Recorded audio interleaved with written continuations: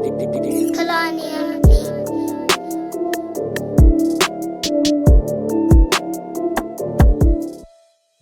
hello, everyone. This is your good old buddy, Dr. Matthews. We are here once again for another thing of exposure. And now the target is Phoenix Police Department and the DA's office. I mean, corruption at its finest.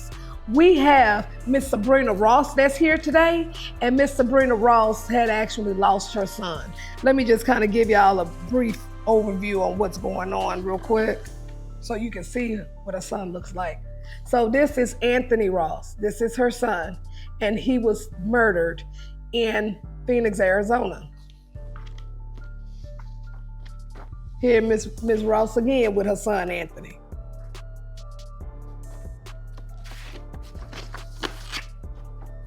Right here. This is Miss Sabrina right here, guys. So Miss Sabrina is not gonna stop until she get to the bottom of this and get justice for her son, Anthony. So we kind of did some research in regards to Phoenix, Arizona. And Phoenix, Arizona have some issues with the DOJ. The issues that they've had is that we pulled their police department fines. The Department of Justice finds civil rights violations by Phoenix Police Department and the city of Phoenix. Now let me let y'all hear the violations that they were founded, because the report came out on June 13, 2024. And it says Phoenix Police Department uses excessive force, including unjustified deadly force and other types of forces. Phoenix Police Department and the city unlawfully detain, cite, and arrest people experiencing homelessness and unlawful dispose of their belongings. This is the first time the department has found a pattern of practice of conduct that focuses on the rights of people experiencing homelessness. Phoenix Police Department discriminates against Blacks, Hispanics, and Native American people when enforcing the law.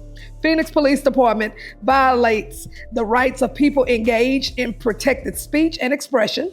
And Phoenix Police Department and the city discriminated against people with behavioral disabilities when dispatching calls for assistance and responding to people in crisis. So Phoenix, Arizona, this is really not looking good for you, because see, your credibility is just straight trash. Like, y'all, here is, you can look it up yourself. And then we also will have the document at the end of this interview. So this is a problem. So tell us, give everybody like a brief description of what happened to Anthony at the time of his demise. Anthony flew into Phoenix, Arizona the morning of, and very early morning of November 4, 2020.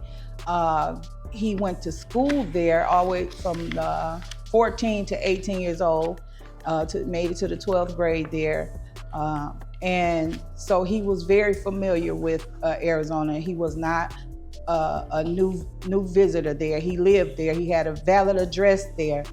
And he flew in that morning, as he usually did, fly back and forth, because I'm in Detroit, and his grandmother and his father's side of the family lives in Arizona, not Phoenix, but surprise, Arizona at the time. Okay. And he told me, "Mom, leaving.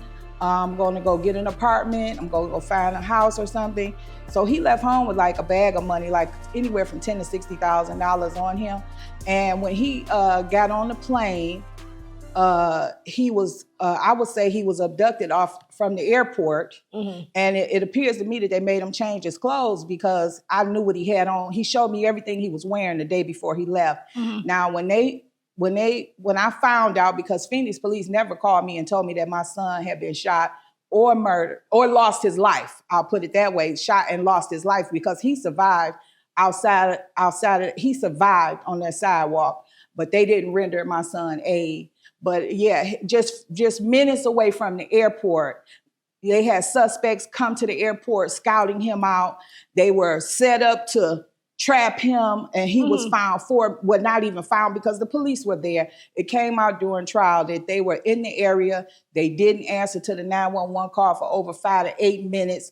And all this is happening to my son. He's being robbed. They haven't given me any of his property back. They found him with he had no shoes on his feet. He had a brand new pair of shoes he bought the day before. They didn't have his shoes, his backpack. They lied and said he had on something different. Really? He did not have on anything. Yeah, he didn't. And what I seen that he had on the scene where he had vomit and blood all over him. That's not what he showed me he was wearing the day before. So they just lying just from the beginning. Yes. Okay, so then that explains about this police report. Report number 202-000001809-409 from the Phoenix Police Department. So tell me, because I know this is something that you said they lied on you. It's a very distorted police report. Tell me about it. Also came out in court and is in transcripts that are being held up right now from a defendant. Mr. Melvin Flowers' trial that started back in October of 2024, I believe it was. Okay. 23 or 24. His trial finally started. And it came out that they did lie on me because his defense attorney went and listened to the audio, and he had to come back because he called me a liar. We were on Zoom. So what did he lie about on you? He said that they said that I told them that my son frequently flew back and forth to Arizona to get drugs and sell them in Detroit. Really? I never said anything like that. So they try to make it like that your son has some drug activities going on. So they try to throw you in that. Well, I would say that they lied on my son. Yes, they definitely lied on me. Yes, they definitely lied on me because none of that was true. Oh, wow. None of that was true. Okay, so we have this guy, Thomas Bailey. We got quite a bit of emails that I found that was a little bit disturbing in regards between Miss Sabrina and him. And then, just so you know, he spent nearly 15 years litigating cases in the state of Arizona. Okay, and so his role, tell us, what was his role with the state of Arizona? What is his role? Well, they say he is he is a state attorney. Okay. But he had very improper demeanor with me from the first time he's ever heard my voice. Because I'm looking at this email where it talks about prosecutor misconduct fraud. Yes, I'm looking at that, and then I'm looking at his response that he sent to you, Mr. Thomas Bailey. And so he's the deputy county attorney for Homicide Bureau in Maricopa County Attorney's Office.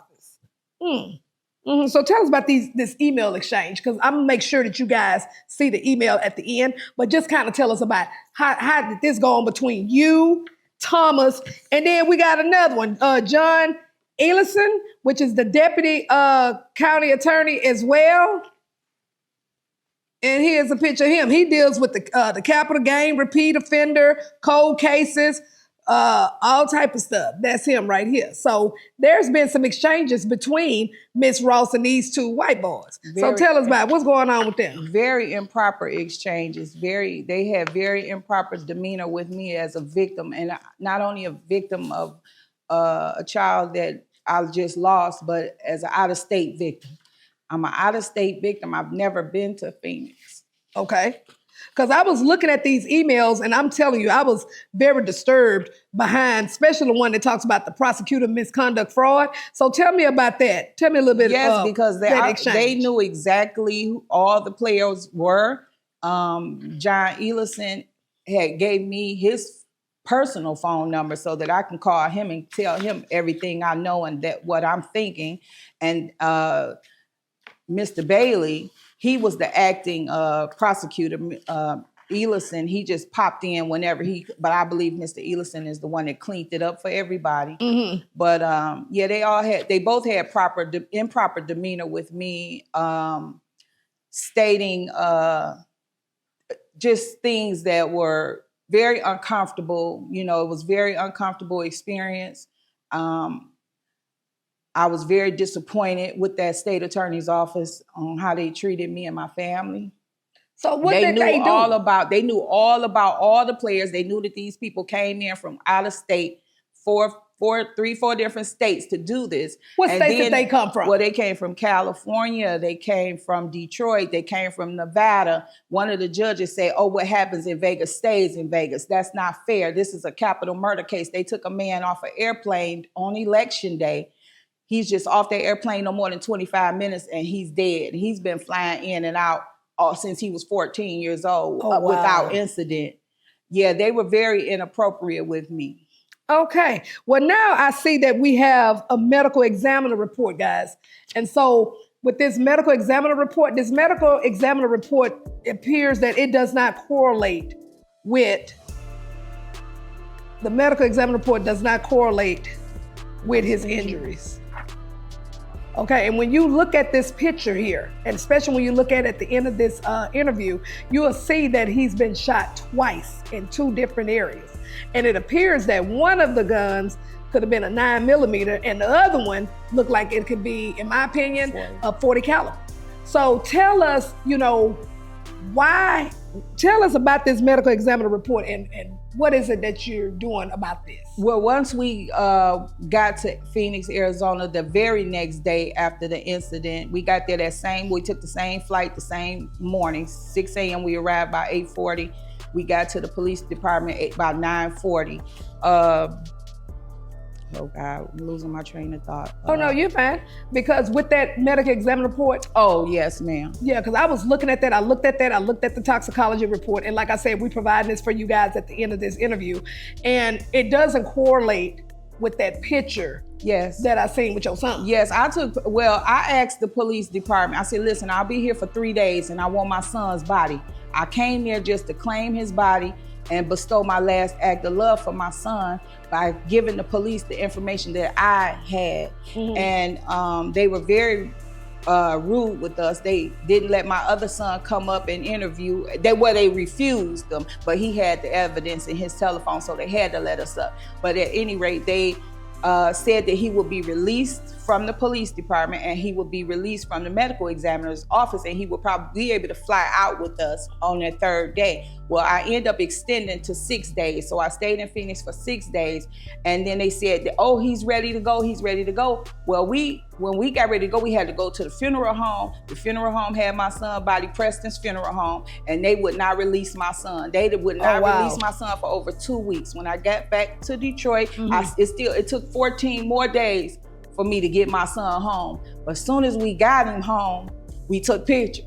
Oh, wow. And he has injuries. Yeah. To his ankle was broken. His right arm was dislocated. Here's the ankle right here. You can see it in that picture as well. So look, but then what I find interesting as well is this FOIA request that was denied. So kind of briefly, tell us about that real quick. Yes, being that I was so distraught and it took me a while, I couldn't believe the discrimination that I was going through with Phoenix, Arizona, and the corruption that they were pushing in my face. It took me a while to call Metropolitan Airport to see if I can get video of when my son came into the airport, so we'll have proof of what he was wearing and the bag that he was carrying. But they lied at Phoenix, Arizona airport saying that he didn't have this bag, he didn't carry this, and that came out during trial too. I have that bag that they lied and say he carried that day. I have that bag. I have that bag. Oh wow. They lied about it. They tried to, that's why I believe they changed his clothes, because they robbed my son. Dirty cops on the scene, they all took payment. Well, let me just say this, guys. When I tell you it is so much information that we could not put into one segment. So I want you guys to follow this because it will be a part 2 and we're gonna dive in more. So at this point right now, Phoenix, Arizona, you have been put on notice, because at the end of the day, we do not rock with corruption. We do not rock with the stuff that you're doing. And this stuff that we got right here is not looking too good. So we'll be seeing you soon. Have a good one. Bye-bye.